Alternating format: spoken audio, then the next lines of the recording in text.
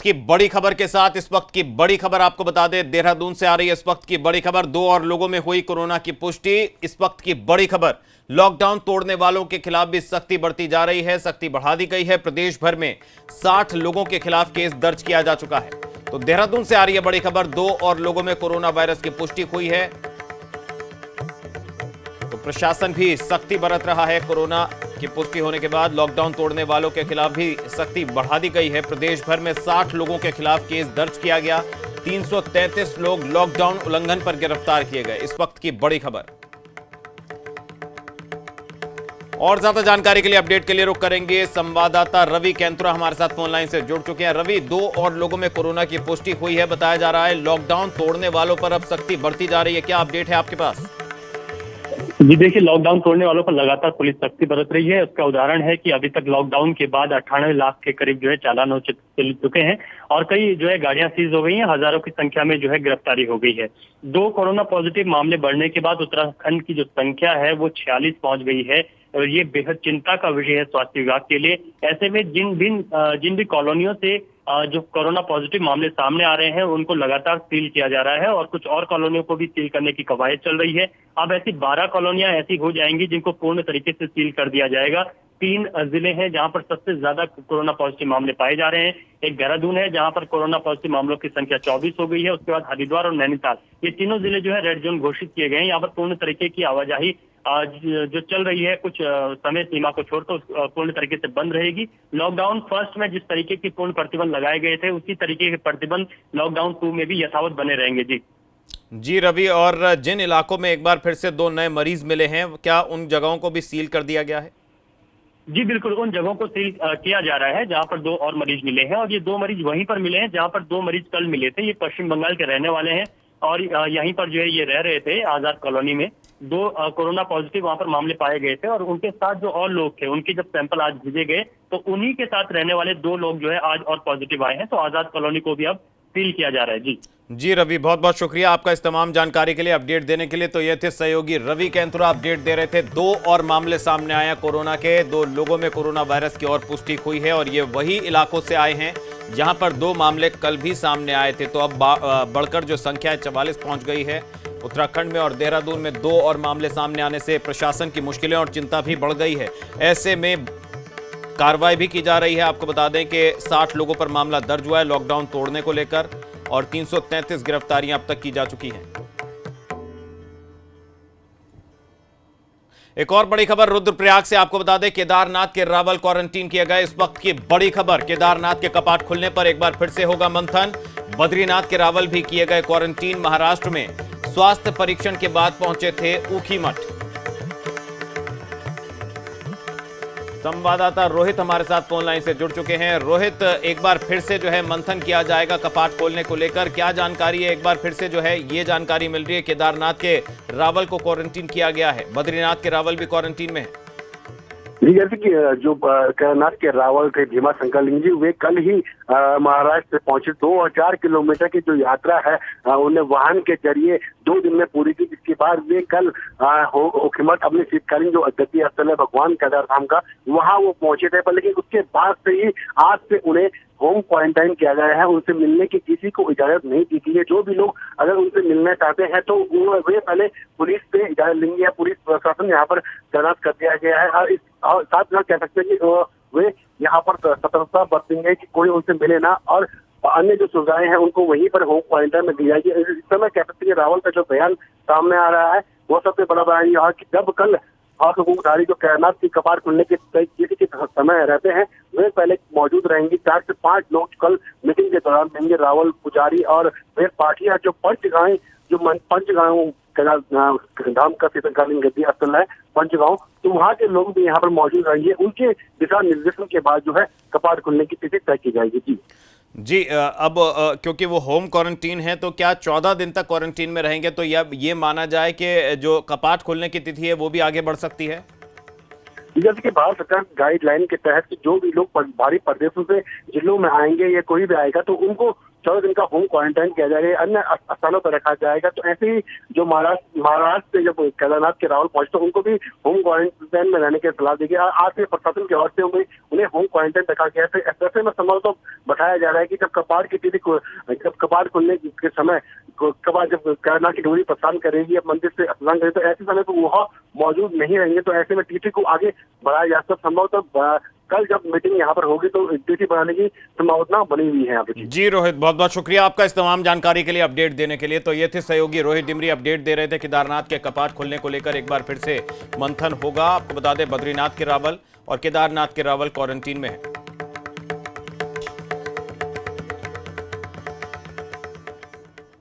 तो बद्रीनाथ धाम के कपाट खुलने की तारीख में बदलाव किया गया है। अब बद्रीनाथ धाम के कपाट 15 मई को सुबह 4:30 बजे खुलेंगे और इससे पहले बद्रीनाथ धाम के कपाट खुलने की तारीख 30 अप्रैल थी। तो टिहरी राज दरबार की तरफ से शुभ मुहूर्त में कपाट खुलने की तारीख में बदलाव किया गया। बताया जा रहा है ये इतिहास में पहला ऐसा मौका है जब कपाट खुलने की तारीख में बदलाव किया गया है।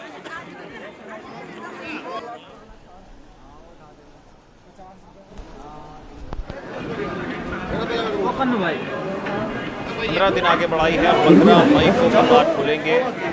तो ये ऐसा पहली बार है जब कपाट खुलने की तारीख जो है आगे बढ़ाई गई है।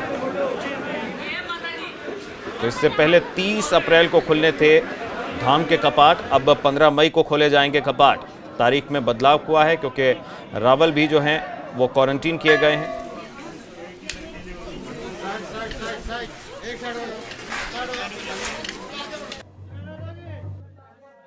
देश में महामारी आ गई है और ये धर्मशास्त्र कहता है कि इन चीज़ों से बचना चाहिए। विशेष रूप से केरल प्रांत से आने वाले माननीय रावल जी और डॉक्टरों से सलाह ली गई है और सरकार जो नियम बनाए हैं तदनुसार महाराज टीटी ने बहुत गंभीर निर्णय लेते हुए भगवान के कपाट खुलने की तिथि में बदलाव किया। अब भगवान के कपाट बद्रीनाथ जी के 15 मई को सुबह 4:30 बजे खुलेंगे। तो बद्रीनाथ धाम के कपाट अब 15 मई को खुलेंगे, पहले 30 अप्रैल को खोले जाने थे। रुक करेंगे बड़ी खबर का। इस वक्त की बड़ी खबर मथुरा से मिल रही है, सोशल डिस्टेंसिंग की, जहां पर जमकर अनदेखी की गई। मथुरा से बड़ी खबर, बैंक के बाहर लोगों की लगी लंबी कतार, मौके पर नहीं दिखा प्रशासन और पुलिस बल। बैंक कर्मचारियों ने भी सोशल डिस्टेंसिंग पर नहीं दिया ध्यान। तो मथुरा से यह बड़ी खबर मिल रही है, सोशल डिस्टेंसिंग तार तार होता नजर आया। बैंक के बाहर लोगों की लंबी लाइन लगी रही तो सोशल डिस्टेंसिंग की जमकर अनदेखी हुई। बैंक के बाहर लोगों की लंबी कतार देखने को मिली। बैंक कर्मचारियों ने भी सोशल डिस्टेंसिंग पर ध्यान नहीं दिया। मौके पर प्रशासन और पुलिस कोई भी नजर नहीं आया। मथुरा से इस वक्त की बड़ी खबर, सोशल डिस्टेंसिंग की जमकर अनदेखी की गई। तस्वीरें आप देखिए, ये बैंक के बाहर की तस्वीरें हैं जहां पर सोशल डिस्टेंसिंग दूर दूर तक नजर नहीं आई।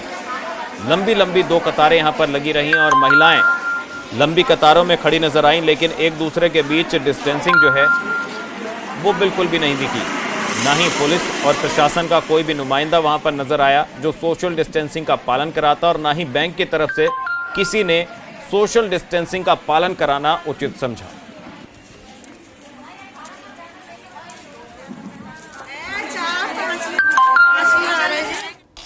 वहीं ताज नगरी आगरा में कोरोना का ग्राफ लगातार तेजी से बढ़ रहा है। अब ये चोर न जाने कितने लोगों से और होता जा रहा है, फैलता जा रहा है। तो वहीं आगरा में भी एक सब्जी विक्रेता की रिपोर्ट पॉजिटिव निकली है जो हर रोज सैकड़ों लोगों को सब्जी बेचता था। सिकंदराबाद सब्जी मंडी से सब्जी लाकर कॉलोनियों में बेचता था ये शख्स। अब प्रशासन के सामने मुश्किलें और बढ़ती जा रही हैं। एहतियात के तौर पर सिकंदराबाद मंडी को बंद कर दिया गया है। इस मामले की ज्यादा जानकारी के लिए देखिए संवाददाता नितिन उपाध्याय की ये रिपोर्ट।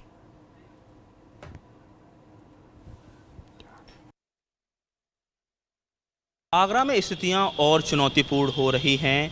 जिस तरह से हरि पर्वत के फ्रीगंज में रहने वाले एक सब्जी विक्रेता को कोरोना का संक्रमण हुआ है, इस तरह के लोग जो पब्लिक सर्विस दे रहे थे और ऐसे लोगों में अगर संक्रमण हो रहा है तो ये स्थितियां वाकई में चुनौतीपूर्ण साबित होने वाली हैं, क्योंकि ऐसे केसेस में कॉन्टैक्ट ट्रेसिंग हो पाना कई बार बड़ी मुश्किल रहने वाली है। इसके साथ ही मेडिकल संचालक को कोरोना हुआ है, तो ऐसे में कई सारे लोग दिन भर इन लोगों के संपर्क में रहते हैं। कौन कौन लोग सब्जी विक्रेता या हेल्थ वर्कर के संपर्क में है और किन किन लोगों से मुलाकात हुई है और इन लोगों की किस तरह ट्रेसिंग की जाए, ये बहुत बड़ा चुनौतीपूर्ण कार्य होता है। फिर भी प्रशासन लगातार उस सब्जी विक्रेता से पूछ रहा है, उन लोगों से पूछ रहा है जो लगातार सार्वजनिक सेवाएं दे रहे हैं, और ऐसे के लिए ऐसे कामों में जो कॉन्टैक्ट सर्विलांस है वो भी काफ़ी ज़्यादा चुनौतीपूर्ण हो जाती है। फ्रीगंज का वो रहने वाला है सब्जी विक्रेता, और उसको उसके इलाके को पूरी तरह सील कर दिया गया है। सड़कों पर बड़ी संख्या में इस समय फोर्स नज़र आ रहा है,